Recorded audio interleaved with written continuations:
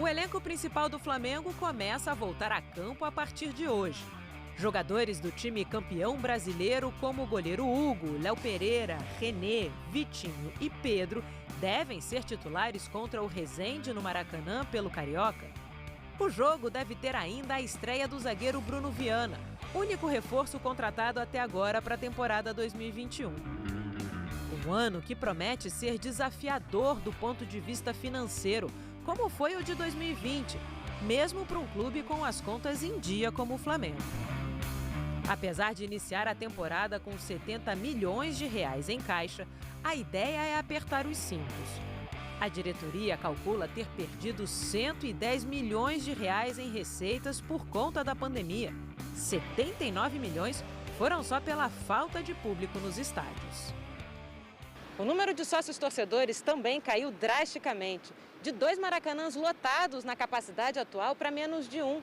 E a falta de perspectiva com relação ao retorno do público aos estádios dificulta as projeções de renda para o ano. Nenhum clube do mundo foi organizado para não ter contas de bilheteria. O Flamengo não tem nenhuma conta atrasada, mas logicamente a gente está preocupado com esse cenário da volta da bilheteria e dessas receitas que a gente trabalhou por tanto tempo para ter elas em alto nível.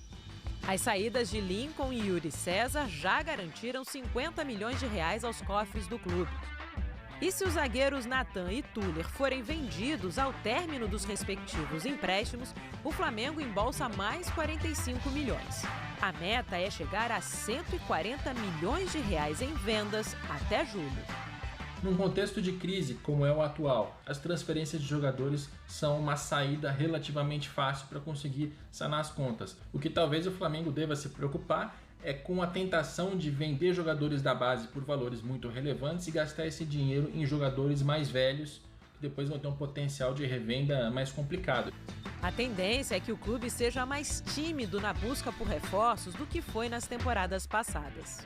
Acho que o Flamengo está bem servido, vindo com uma base legal, uma categoria de base boa, eu acho que dá para se juntar com esses jogadores que já estão lá. A gente tem musculatura suficiente para aguentar e tem processo e tem gestão para segurar como a gente segurou, mantendo um elenco de altíssima qualidade, sendo efetivamente competitivo em todas as competições que a gente participou.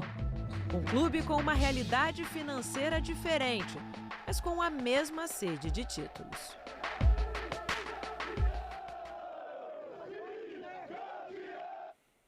Bom dia, André Lofredo. Bom dia, Elisandra. Carlos Cereto, bom dia. Bom dia, Elisandra. Bom dia, Lofredo. Bom dia, Cereto.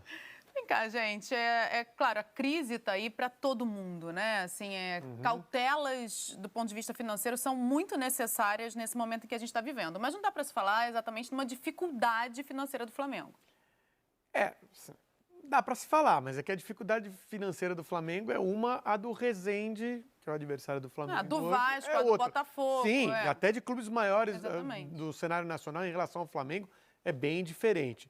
Acho que o Flamengo tem de onde tirar, está tirando, que no caso é uma política que já vem no clube há algum tempo, antes da pandemia, tá? Agora, a pandemia também serve como justificativa para muitas coisas que as pessoas já queriam fazer para economizar dinheiro, né? Então, o Flamengo já vendia seus jogadores como política, seus jogadores jovens, e investia em jogadores mais velhos para tentar obter resultados imediatos. E conseguia. Ou seja, não é nenhuma política que a gente possa criticar assim. Uma política que está dando resultado. Mas você não pode falar que isso é por conta da pandemia. E a questão da bilheteria é uma questão muito relevante. Acho que o Flamengo tem um impacto, o maior impacto de bilheteria para Flamengo e para Corinthians, isso sem dúvida. Alguns clubes têm menos impacto em relação à bilheteria. Agora, não é por isso que você tem que forçar uma volta do público aos estádios. E o Flamengo, se deixar, o Flamengo coloca público hoje no estádio. E você diz que não acredita que que as possíveis vendas, por exemplo, do Natan e do Tuller não sejam motivadas pela pandemia. Também. Mas talvez pela falta de títulos, Cereto. Enfim, foi campeão brasileiro, mas esperava mais da última temporada? Não, a questão financeira, assim, cada um sabe onde o calo aperta. No caso do Flamengo, o calo aperta menos, o sapato é mais confortável, mas também aperta, né? Então tem que... A questão da bilheteria foi muito bem explicada pelo Lofredo, porque é um ativo que o Flamengo tem e do ponto de vista financeiro, o Flamengo arrecada demais, não só com bilheteria, mas como sócio torcedor, e vai deixar, já deixou de arrecadar na temporada passada com isso e provavelmente vai deixar de arrecadar muito nessa temporada também com isso. Outros clubes, o Lofredo citou o Corinthians, é verdade, mas o dinheiro que entra na bilheteria para o Corinthians vai todo para pagar o estádio, né? Então o Corinthians já não contava a curto prazo ou a médio prazo com esse dinheiro da bilheteria. O mesmo acontece com o Grêmio. O Grêmio também, o dinheiro que entra para o Grêmio, ele vai para pagar a arena, pagar o estádio. No caso do Palmeiras, no caso do Flamengo, esse dinheiro da bilheteria, ele vai para o futebol. Né? E hoje, esses dois clubes, principalmente, eles não têm esse dinheiro. Por mais confortável financeiramente que essas duas equipes citadas, eu cito Flamengo e Palmeiras porque são as duas equipes hoje mais ricas do futebol brasileiro, a bilheteria faz falta. E o sócio-torcedor, ele não faz muito sentido nesse momento, porque qual é o maior benefício do sócio-torcedor? Você ter um acesso mais facilitado ao ingresso, um valor melhor, você paga ali por mês e você pode adquirir com prioridade seu ingresso e por um valor diferente do que as outras pessoas vão adquirir.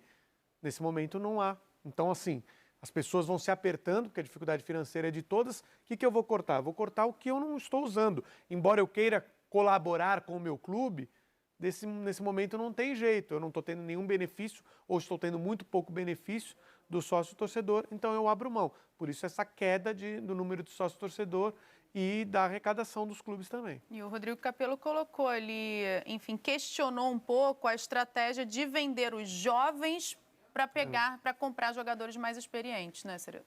Isso é muito bem colocado pelo Rodrigo Capello, porque é claro que hoje é uma linha de produção, né?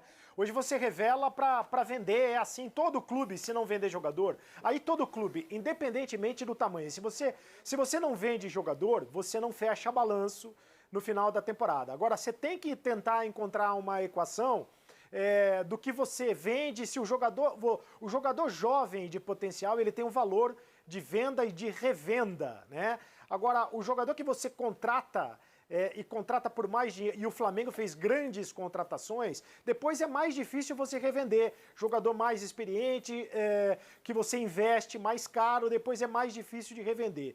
Então, não adianta você vender os jogadores, os garotos, para você fechar o balanço e depois você contratar muita gente sem necessidade, porque essa conta não vai fechar no futuro. Há de se ter o equilíbrio nesse momento. Eu acho que a estratégia, ainda que podemos ponderar desse modo, mas a estratégia ela está dando resultado. O Flamengo foi bicampeão brasileiro, campeão da Libertadores. E no final da história, quem quer saber de balanço é o dirigente, o torcedor quer taça na sala de troféu. Entendeu? Então, assim, se você está montando um time, tá? Você tem que continuar produzindo os jogadores para você vender. E o Flamengo continua produzindo na base jogadores que servem ao mercado internacional. Como mudou muito, o mercado internacional vai muito no jogador jovem demais, esse jogador acaba não tendo muito tempo de desenvolver o trabalho dele no time principal. Ele acaba saindo quase da categoria de base direto para o exterior. Quem está sabendo fazer esse trabalho, no caso o Flamengo está, craque, o Flamengo faz em casa e vende na hora, né? Acaba tendo o melhor resultado. Então acho que a administração, ainda que seja questionável a ideia, ela está dando resultado.